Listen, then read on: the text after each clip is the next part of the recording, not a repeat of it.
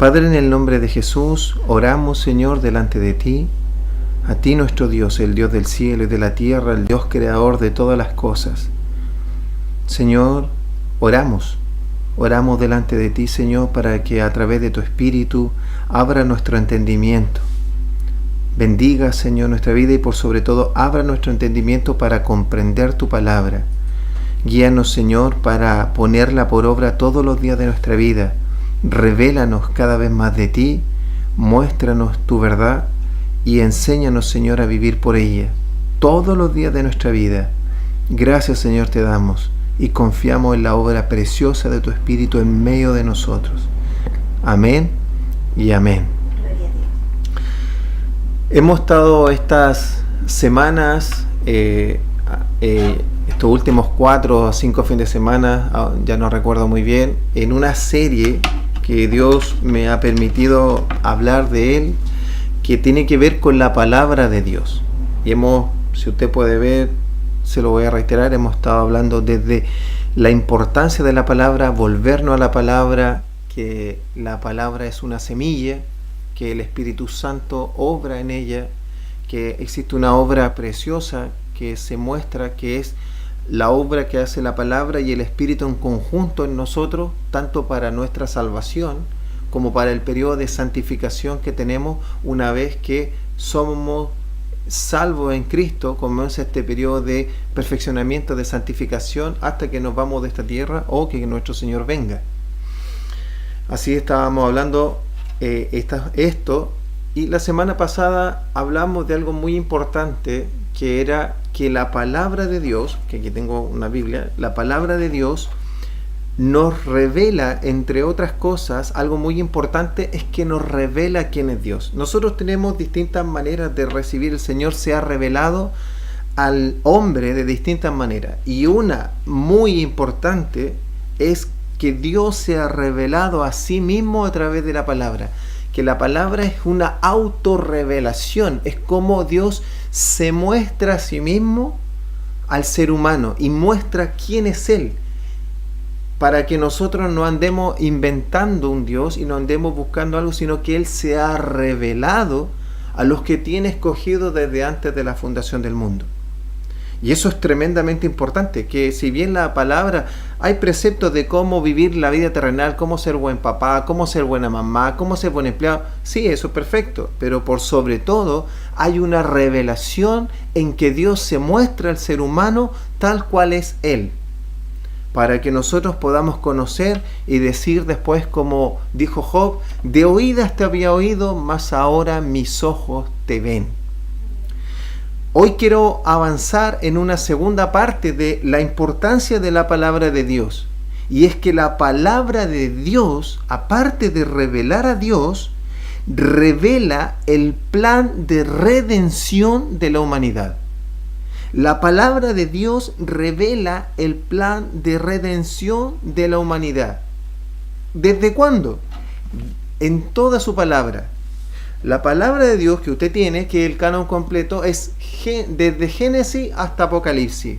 66 libros en la Biblia que tenemos nosotros, 39 del Antiguo, 27 del Nuevo, en que está toda la palabra de Dios, la revelación, la autorrevelación de Dios y la revelación del plan de redención de la humanidad. ¿Qué significa el plan de redención? Significa el plan de salvación que tiene el ser humano, y cómo va a ser el Señor, y cómo ha hecho el Señor, y cómo lo va a hacer para que se restauren todas las cosas que se cayeron bajo maldición cuando Adán y Eva, ¿cierto?, pecaron en el huerto de Getsemaní, en el huerto de Edén. Cuando pecaron en el huerto de Edén, entonces ellos desobedecieron a Dios y entró el pecado. Desde ahí comienza un plan perfecto de Dios, desde Génesis 3 hasta Apocalipsis, el final, Apocalipsis 21-22. Todo lo que usted va a ver es una seguidilla de la revelación del plan de Dios, y nosotros tenemos que entenderlo como una revelación en continuo, donde hay distintos pactos, entre medio, que el Señor ha ido en continuo. Entonces, cuando nosotros ahora tenemos la revelación completa en su palabra, es como si nosotros supiéramos la película completa, incluso lo que pasó, lo que está pasando y lo que va a pasar. Entonces, cuando nosotros vemos el Antiguo Testamento, lo tenemos que ver a la luz del Nuevo, a la luz de la revelación completa. Pero yo quiero mostrarte hoy cómo es que la palabra muestra el plan completo, y esto te tiene que dar seguridad, tranquilidad, así como la seguridad de que Dios no es hombre para mentir y que Dios es omnisciente, omnipresente, misericordioso, que es tardo para la ira, pronto en misericordia, que Dios es amor, que Dios es justicia y que Él es santo, santo, santo.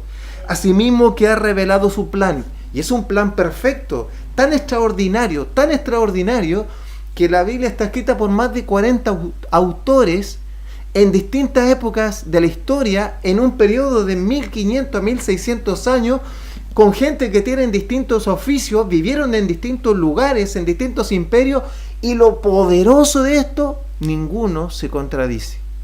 La palabra no tiene errores, la palabra no tiene contradicciones, la palabra no tiene fallas. ¿Por qué? Porque la palabra en el fondo tiene un solo autor, el Espíritu del Dios viviente, el Espíritu Santo de Dios, que por eso que dice que la palabra es inspirada por Dios. El Espíritu Santo le fue revelando a distintos hombres de Dios el plan de Dios, y le fue revelando quién era Dios, porque Dios se fue revelando a través de ellos. Entonces nosotros podemos conocer el plan de Dios, y no el plan de la humanidad, sino que el plan completo de Dios. Hay otras religiones, ¿cierto? Por ejemplo, que tienen un solo autor. El Corán tiene un autor, Mahoma, y tiene sus cosas. Más encima es del año 700 casi después de Cristo. Pero la palabra de Dios tiene más de 40 autores en un periodo de 1500 años, y que habla del pasado, del presente, del futuro, desde el comienzo de la humanidad hasta el fin de la humanidad. Habla. Impresionante. Quiero a Victoria que me pueda acompañar con la primera PPT, que está en Romanos 5:12. Y vamos a ver por qué comienza un plan. ¿Por qué Dios va a idear este plan? Si usted lo quiere ver en detalle, usted tiene que leer, ¿cierto?, Génesis capítulo 3. Usted está leyendo Génesis capítulo 1, cómo Dios creó el cielo, la tierra, el capítulo 2, cómo Dios le empieza a delegar tareas al ser humano, ¿cierto? Capítulo 2, y en el capítulo 3 se muestra la desobediencia del ser humano.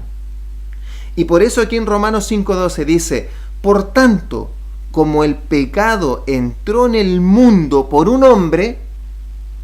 ¿Cómo entró el pecado? Por un hombre, y por el pecado la muerte, así la muerte pasó a todos los hombres por cuanto todos pecaron. Y esto es algo que cada cristiano, cada hijo de Dios, cada predicador del Evangelio, cada predicador de la palabra tiene que tenerlo claro, tiene que tenerlo por revelación. Que el hombre es pecador en esencia, nace pecador, por cuanto el ser humano desobedeció. A Adán se le da el primer mandato en Génesis y se le dice: este es el primer mandato que da Dios. De todos los árboles puedes comer, de todos los frutos puedes comer, excepto del árbol de la ciencia del bien y del mal. ¿Por qué? Porque del día que de él comiere, de ciertamente morirá. Es un primer mandato.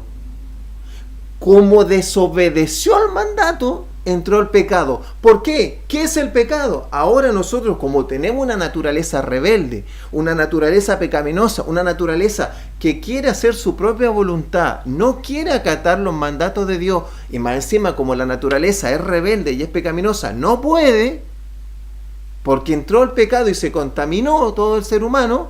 Lo que pasó es que pecó, y el pecado es no obedecer al mandato de Dios. Eso es un pecado. No que estos pecados son muy grandes. Sí, es verdad, hay pecados de muerte y pecados que no son de muerte, pero un pecado es una desobediencia al mandato de Dios.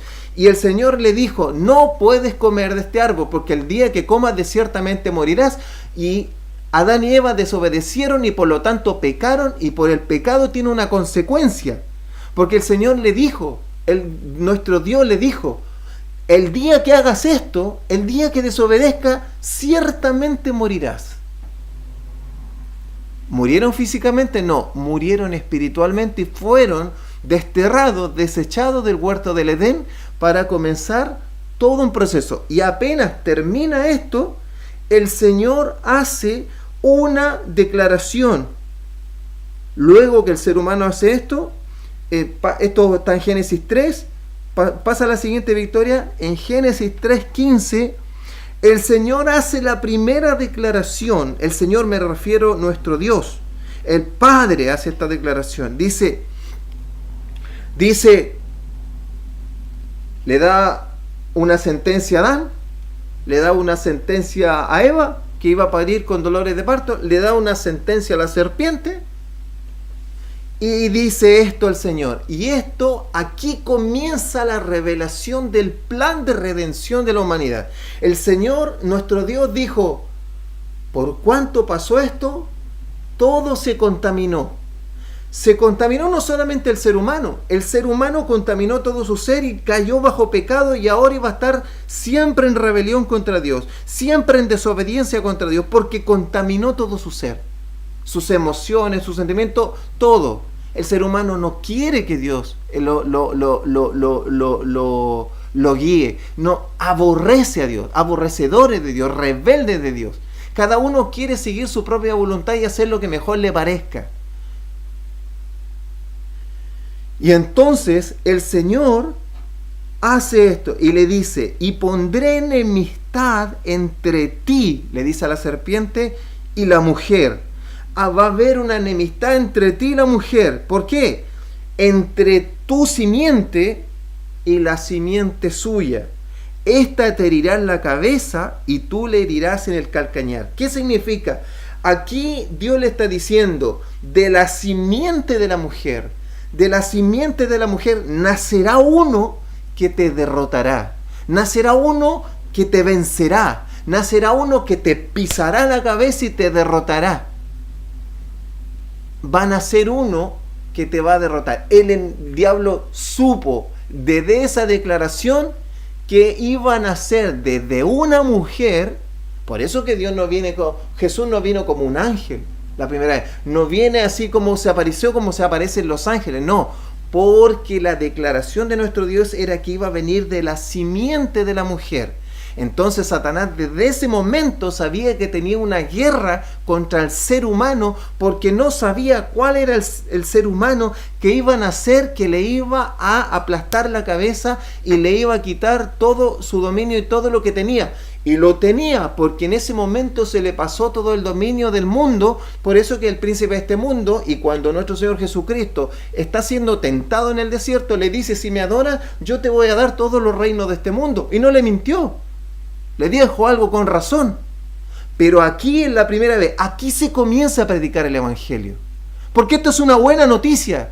Ustedes pecaron, ustedes están destituidos de la gloria de Dios, ustedes cayeron en pecado de muerte, ciertamente morirás.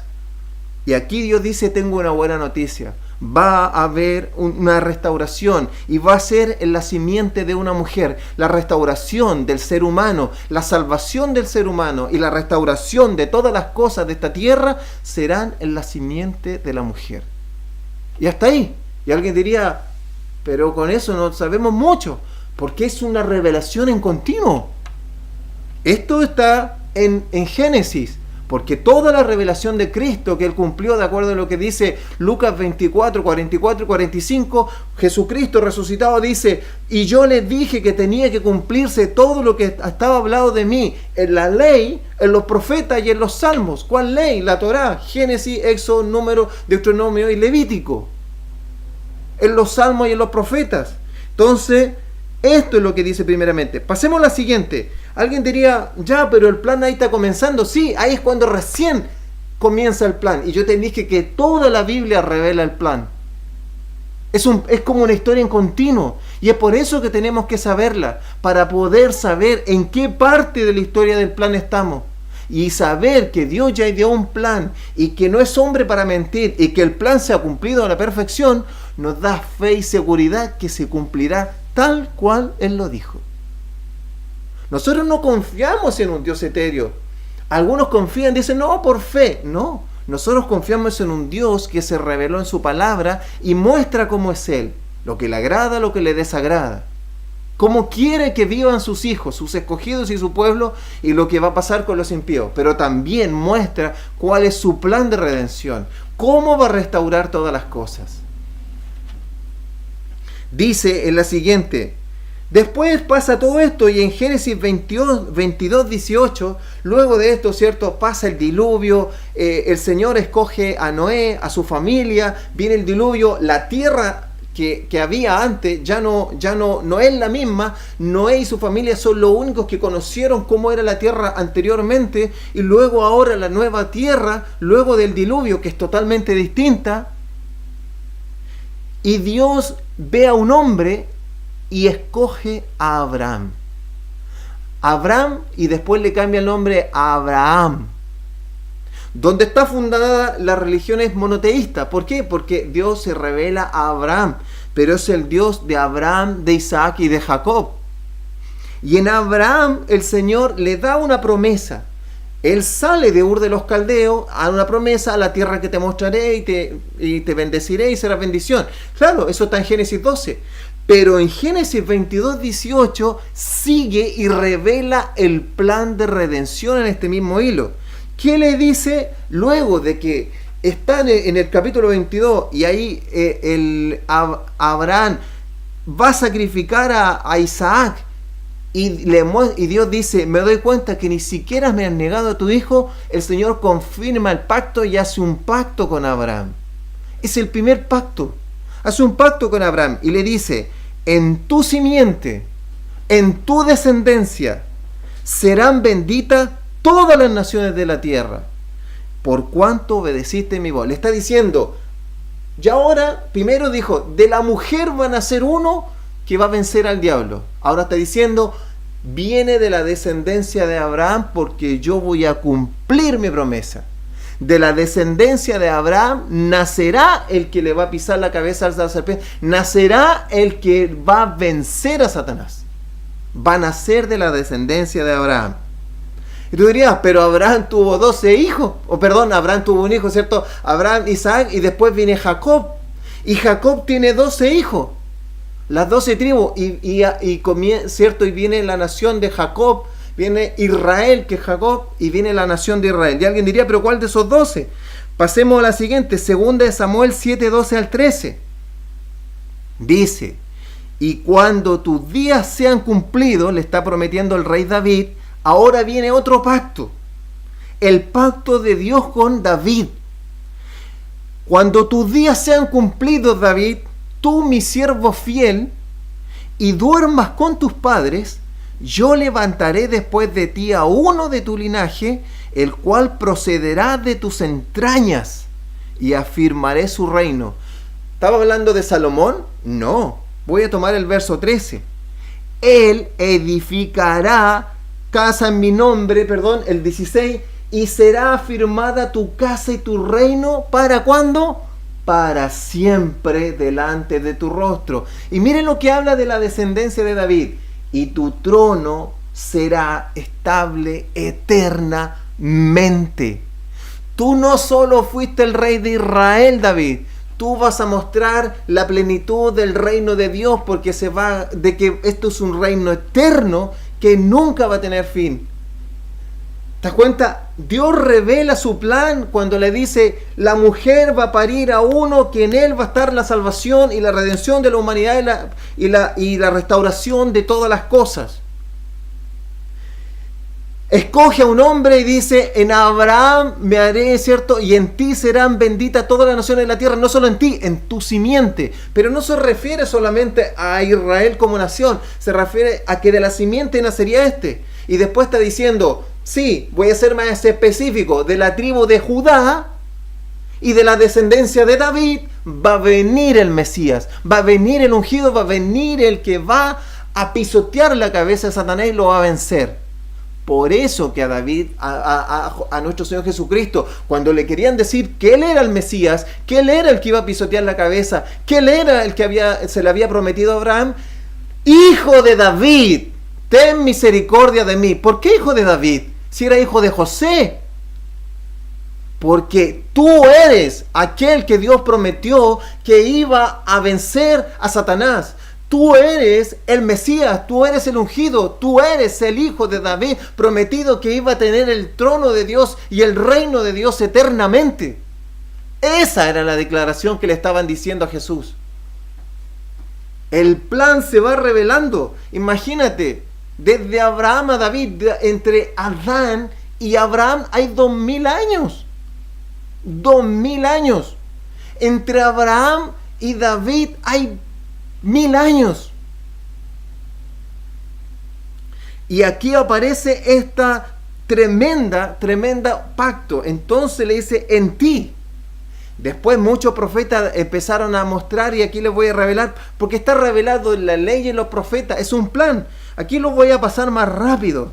Miren lo que dice Miqueas. Alguien diría, sí, pero ya van a ser de David. Miren lo que va diciendo. Pero Miqueas 5:2, pero tú, Belén Éfrata, pequeña para estar entre las familias de Judá, de ti me saldrá el Señor en Israel, y sus salidas son desde el principio, desde los días de la eternidad. Está diciendo de Belén, de Judá, pero van a ser en Belén aquel que va a vencer, aquel que toda esta promesa, la que se le dio a David, la que se le dio a Abraham y la que se dijo ahí en Génesis, de Judá. Y van a ser de una ciudad pequeñita, insignificante. Belén Éfrata, de esta pequeñita Belén van a ser. Pero te digo algo, y aquí es donde empieza a mostrar, dice, sí, van a ser, ¿cierto? En Belén va a ser un ser humano, pero dice, pero sus salidas son desde el principio, desde los días de la eternidad. O sea, es un ser eterno, divino, pero que van a ser como un hombre. Impresionante. Pasemos a la siguiente. Y solamente aquí para ir cerrando de cómo va avanzando, o sea, no cerrando la prédica porque quiero avanzar. Miren lo que dice otro profeta, Isaías 7:14. Por tanto, el Señor mismo os dará una señal. ¿Qué señal? He aquí que la Virgen concebirá y dará a luz un hijo y llamará su nombre Emmanuel. No solo van a ser en Belén, van a ser de una virgen. Va a tener una naturaleza divina y va a tener una naturaleza humana. Esos tiempos son de la eternidad, pero van a ser de una mujer. Va a tener naturaleza divina y humana. Va a venir de David. Y si tú lees la palabra, tantas cosas. Por eso que el Señor dice, y en mí se han cumplido todo lo que fue dicho en la ley, en los profetas y en los salmos. Isaías 53 muestra todos sus padecimientos. ¿Por qué? Porque Dios ideó un plan, y el plan dijo, van a ser uno que va a pisarle la cabeza a Satanás y lo va a destruir. Y en él van a ser benditas todas las naciones de la tierra. En él van a ser restauradas las cosas. En él está la salvación. Pero nosotros podríamos entender de que era solo en él, ¿cierto? Que nacería.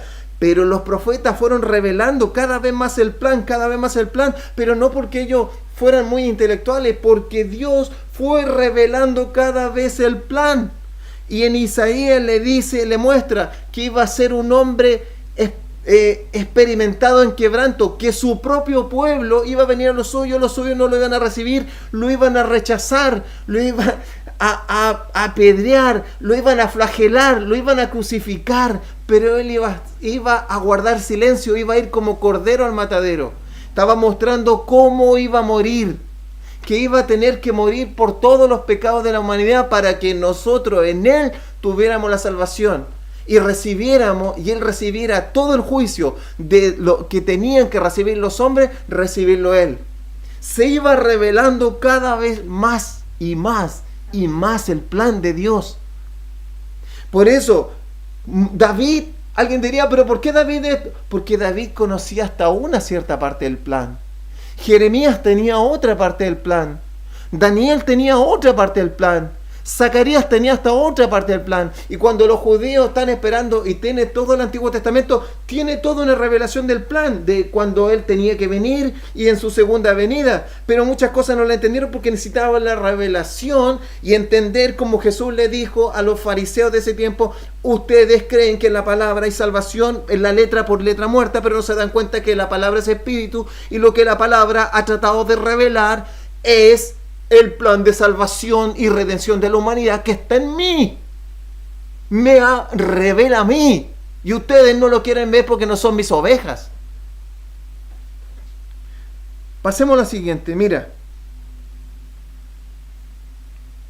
Por eso que el apóstol Pablo, y este es el poderoso evangelio, el evangelio es revelar el plan, es mostrar el plan de redención de la humanidad, es mostrar quién es Dios, es mostrar quiénes somos los seres humanos en la naturaleza caída, pero quién es Dios, que estamos apartados porque no tenemos nada que ver con Dios más que ser su creación, pero que nos revelamos.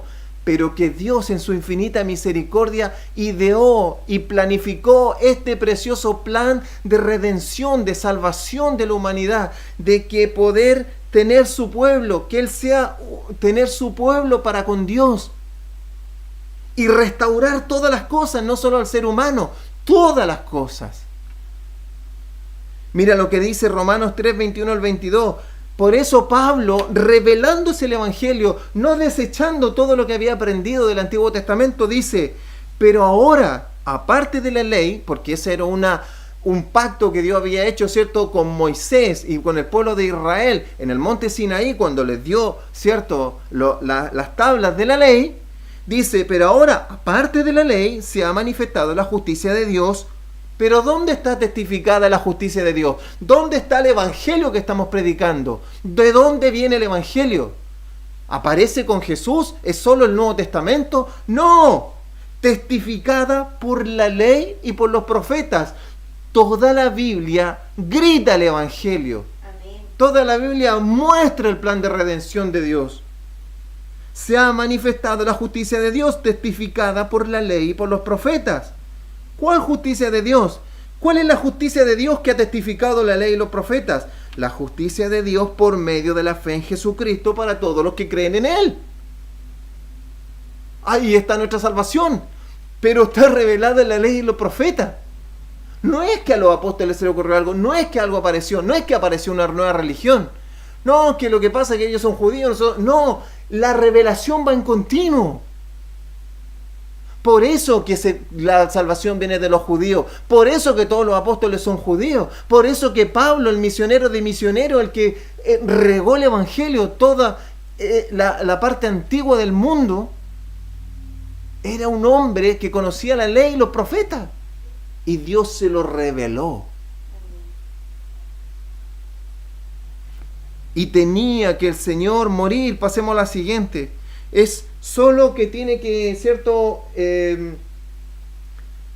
No tenía que venir uno, tenía que padecer, pero tenía que morir. Morir, ¿cierto? Sin haber pecado, pero juzgado como un vil pecador. Incluso con dos maleantes a los lados. Dice: Jehová ha puesto siempre delante de mí. Ustedes saben que lo que le estoy leyendo, este Salmo 16 del 8 al 11, es la palabra que usa Pedro en Hechos capítulo 2 para predicarle el evangelio a todos los judíos que estaban ahí en Jerusalén en la fiesta de Shavuot, el día de Pentecostés. Esto es lo que usó Pedro.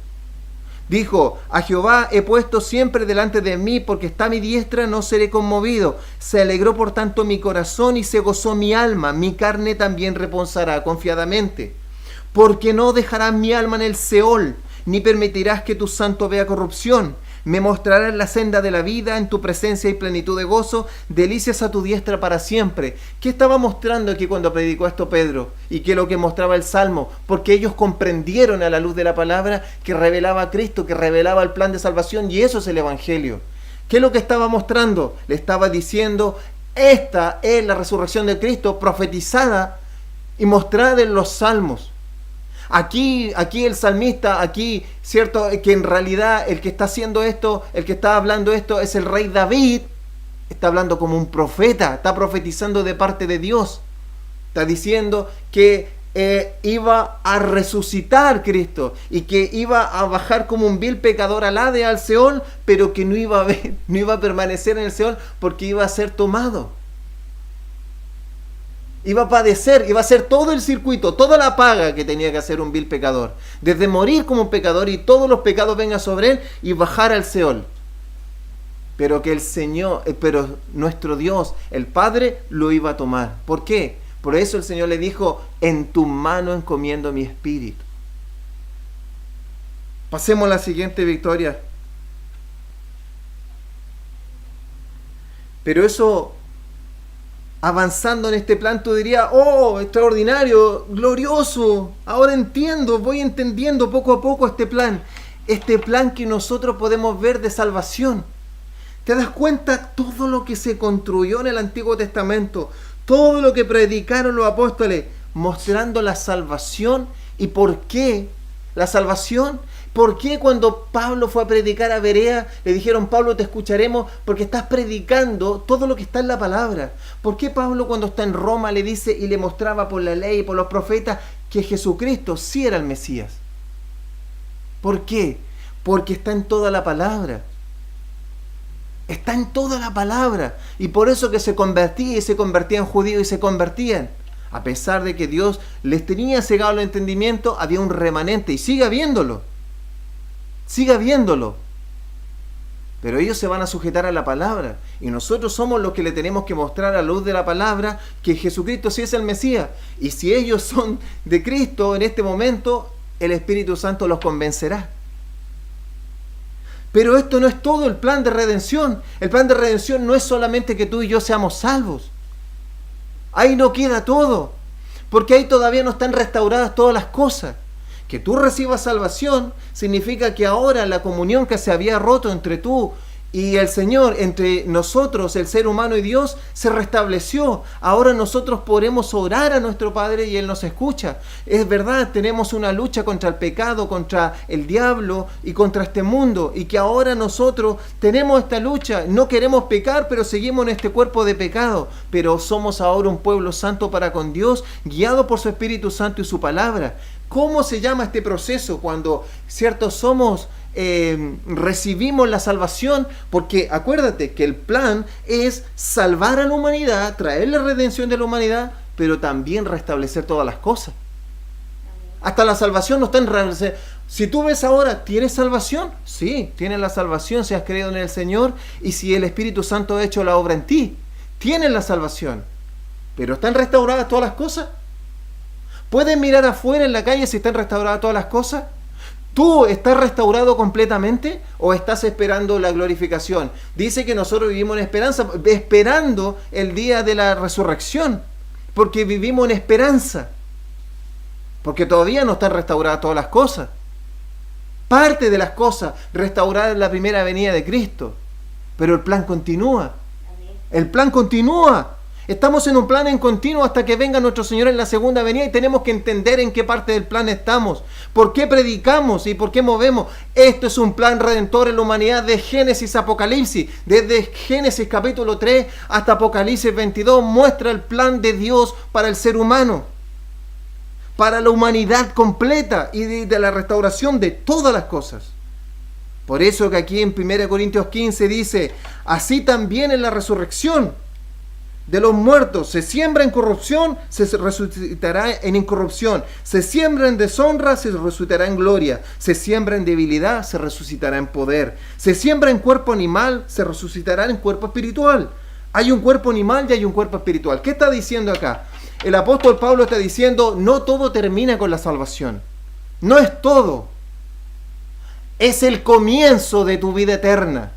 Luego que tú recibes al Señor y fuiste salvo por fe y pasaste de las tinieblas a la luz admirable, recién comenzó tu vida eterna. Y el que comenzó la buena obra, dice la palabra, la acabará. Te irá perfeccionando hasta que te vayas pareciendo más a Cristo. Vaya saliendo mal lo mundano de ti, vaya saliendo mal tu amor al mundo y vaya siendo perfeccionado Cristo en ti. Te parezcas más a Cristo. ¿Hasta cuándo durará eso? Hasta que te mueras. ¿Hasta cuándo durará eso? Hasta que te muera o hasta que Cristo venga. Ese periodo se llama de santificación, en que la obra del Espíritu Santo ya no es de salvación, sino que es de santificación para que se vaya haciendo la obra en ti y ahora Cristo vaya creciendo en ti. Esa es una obra que sigue haciéndose. Eso es la hora, eso es el hoy. Pero ¿qué viene después? La resurrección. La resurrección. Nosotros, este cuerpo terrenal no nos sirve. Tenemos que morir. Este cuerpo va a ser desechado, este cuerpo va a la tumba. Y el Señor prometió darte un cuerpo glorificado. El mismo cuerpo que nuestro Señor Jesucristo tuvo en la resurrección, que es un cuerpo espiritual. Y no es que Cristo haya hablado solamente de la resurrección en el Nuevo Testamento. Daniel, el profeta Daniel, 500 y tantos años antes de Cristo, habló de la resurrección, guiado por el Espíritu Santo.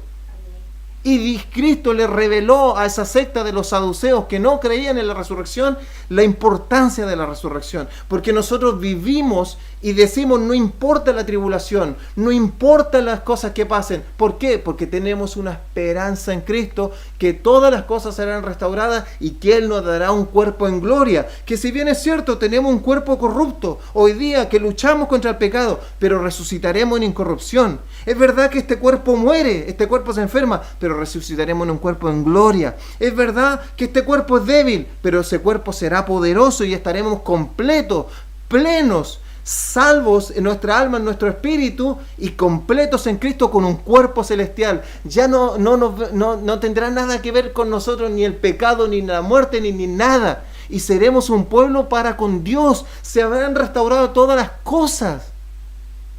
No sé si logro transmitir y que me puedas comprender esto. Se restaurarán todas las cosas. Nosotros predicamos el Evangelio para que la gente pase de las tinieblas a la luz y sea salvo, para que pueda recibir este plan de Dios y confíe en el plan de Dios y sepa que Dios lo ama, pero que tiene que arrepentirse y que el Señor quiere obrar con él a través de su palabra y el Espíritu Santo, pero que luego comienza una obra de perfeccionamiento. No es que la persona se convierta y se vaya al libertinaje, porque es un pueblo santo adquirido por Dios para anunciar las virtudes de aquel que lo llamó de las tinieblas a la luz admirable. Somos un pueblo santo y nos vamos santificando, mirando que hay tribulación, sí, hay angustia, sí. Nuestro Señor Jesús lo dijo. A la verdad, en este mundo tendréis aflicciones, pero tranquilo, yo vencí al mundo. Tendréis tribulaciones, tendréis persecuciones. Porque este mundo está caído y todavía no lo restablezco, todavía no restauro todas las cosas. Pero confía que voy a restaurar todas las cosas. Confía que sí te voy a dar un cuerpo celestial si confías en mí hasta el fin. El que persevera hasta el fin es salvo. Si tú confías totalmente en mí, yo te voy a dar un cuerpo celestial y vas a pertenecer a este nuevo cielo, nueva tierra cuando se hayan restaurado todas las cosas. Pasemos a lo último, Victoria, de cómo cierra el plan. ¿En dónde cierra el plan? En Apocalipsis, po. Si yo te dije que era de Génesis y Apocalipsis, te he tenido que hacer un resumen, pero cuando leas tu Biblia, entra a ver en qué parte del plan estás hablando, de qué parte del plan estás predicando. ¿Por qué estás entrando, amados? Quiero que se te revele. Como dice el apóstol Pablo, me encantaría meter. Vamos a leer esta última palabra, Génesis 21, del 1 al 4. Mira lo que dice Juan. Vi un cielo nuevo y una tierra nueva. Amado, el apóstol Pedro dice que toda esta tierra va a perecer. No, ¿por qué crees que Jesús dijo, no te amoldes a este mundo, no te aferres a este mundo? Vive para lo celestial, vive para el reino de Dios. Entiende, esta tierra va a perecer toda por fuego. El apóstol Pedro en su carta dice, ¿se acuerdan cuando se inundó toda la tierra? ¿Se acuerdan que la tierra fue purificada por agua? ¿Que todo quedó inundado y la única familia que se salvó fue Noé? Bueno, si no lo crees, cuento tuyo, pero el Señor está mostrando. Así se purificó la tierra en ese momento, para mostrar, era una sombra profética, si se puede decir, de lo que había de venir. Y Pedro dice, ¿se acuerdan cómo fue purificada por agua? Bueno, les cuento que la tierra ahora va a ser purificada por fuego. Todita, toda purificada por fuego, se va a quemar entera, purificada por el Señor por fuego. No, que se va a destruir, no, se va a purificar, porque el Señor tiene que restaurar todas las cosas. ¿En quién? En Cristo. Y es lo que dice Romanos, que la creación gime a una para ver la manifestación de los hijos de Dios, porque quiere que se restablezcan todas las cosas. Y dice, vi un cielo nuevo, una tierra nueva. Y miren lo que sigue. ¿Por qué? Porque el primer cielo, el que sale a mirar todos los días a la mañana, y la primera tierra, la que estás viendo, los edificios, los árboles y todo lo lindo que estás viendo ahora, que ni se va a comparar a lo que va a haber después, porque el primer cielo y la primera tierra y el mar, no va a haber mar, ¿qué dice después? Ya no existirá más. Ya no existía, no va a existir. No te aferres a lo que no va a existir. ¿Y qué dice? Y yo, Juan, vi la santa ciudad. ¿Qué vio? La nueva Jerusalén, el nuevo mundo que el Dios está haciendo, la restauración de todas las cosas, donde vivirá el pueblo de Dios, donde vivirán los santos de Dios, habiendo sido salvos y habiendo tenido fe, y después recibiendo el cuerpo glorificado de nuestro Señor Jesucristo en la plenitud de Dios. La nueva Jerusalén descender del cielo, dispuesta como esposa ataviada. Y oí una voz del cielo que decía, he ahí el tabernáculo de Dios, todos en la presencia de Dios, día y noche, con los hombres, y Él morará con ellos, y ellos serán su pueblo, y Dios mismo estará con ellos como su Dios. ¿Y por qué agrega esto? Y enjugará a Dios toda lágrima de los ojos de ellos. Y ya no habrá muerte, ni habrá llanto, ni clamor, ni dolor.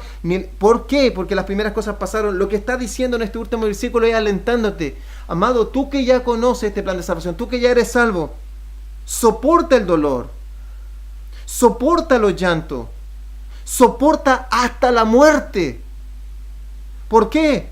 Porque todas esas cosas van a pasar, porque las primeras cosas pasaron. El Señor enjugará toda lágrima, todo sufrimiento, nada quedará impune, y el Señor tendrá, ¿cierto? Abrazará, el Señor secará toda lágrima y dará consuelo genuino y nos dará un cuerpo glorificado, nos dará todo, y estaremos para siempre con nuestro Dios, donde Él con su propia presencia le dará luz. No habrá nada extraño, no habrá nada que te atormente, no habrá nada. Y esto no es un premio consuelo, este es el galardón que decía Pablo. Aleluya. Esto no es el premio consuelo, este es el galardón.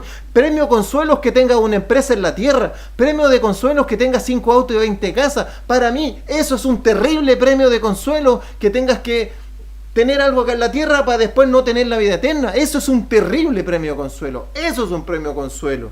Premio consuelo es que seas conocido en la tierra y no en el cielo. ¿Por qué?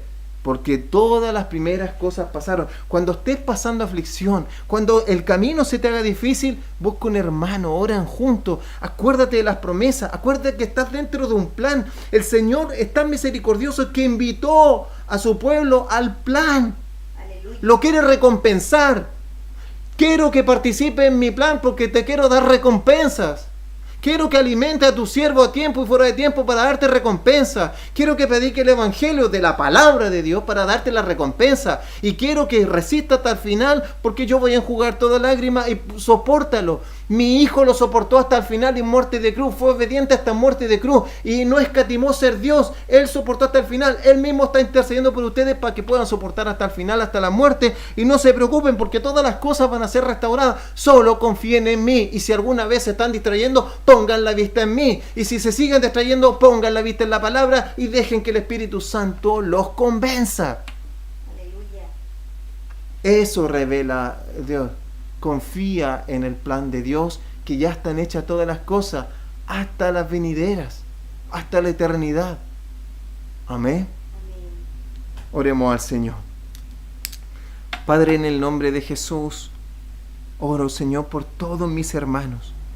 Oro por todos mis hermanos, Señor, para que pueda revelársele el plan. Señor, oro para que sea predicada tu preciosa y santa palabra siempre, que se instruya con tu palabra, que se predique el evangelio con tu palabra, que seamos guiados, lámparas a nuestros pies tu palabra y lumbrera en nuestro camino. Señor, y guíanos con tu espíritu. Tu palabra es viva y eficaz. Tu palabra nos escudriña hasta lo más profundo. Y Señor, que Yo sé que mientras predicamos tu palabra, luz viene a nosotros, se abre nuestro entendimiento por tu Espíritu. Señor, nosotros no somos cualquier pueblo y no tenemos un Dios inventado por hombre. No tenemos ni Dios ni de reptiles, ni del sol, ni de la luna, ni nada. Nosotros tenemos al Dios creador del cielo y de la tierra, el Dios de Abraham, de Isaac y de Jacob, el Dios de Jeremías, el Dios de Isaías, el Dios de Elías, el Dios de Pedro, el Dios de Pablo y el Dios de tantos hombres y mujeres que han habido desde los tiempos hasta ahora y habrán hasta que venga nuestro Señor. Oro por mis hermanos para que se les abra el entendimiento y confíen en el plan de Dios y sepan en qué parte del plan de Dios están y sepan que esto es el establecimiento del reino de Dios, es el plan de redención de la humanidad, la salvación del ser humano que muestra el amor de Dios, que aunque su creación, la creación se rebeló ante el Creador y debía morir, porque así estaba establecido el mandato, Señor, tu amor obró, pero también tu justicia, para que la justicia y el amor tuyo se revelaran en tu palabra y pudiéramos comprender solo por tu misericordia tu plan de redención de la humanidad y la restauración de todas las cosas. Confiamos en ti. Gracias, Señor. Gracias, Padre. Gracias, amado Señor, por darte por nosotros. Gracias por venir a rescatarnos también. Y gracias por tu Espíritu Santo que nos convence día a día y que nos amonesta. Gracias por tu bendita palabra. Y gracias por todos mis hermanos que se esforzaron por la palabra y por los que han muerto para que yo tenga esta traducción para confiar, Señor. Te alabamos, Señor, y te damos toda la gloria. Queremos honrar siempre tu nombre. Amén y amén.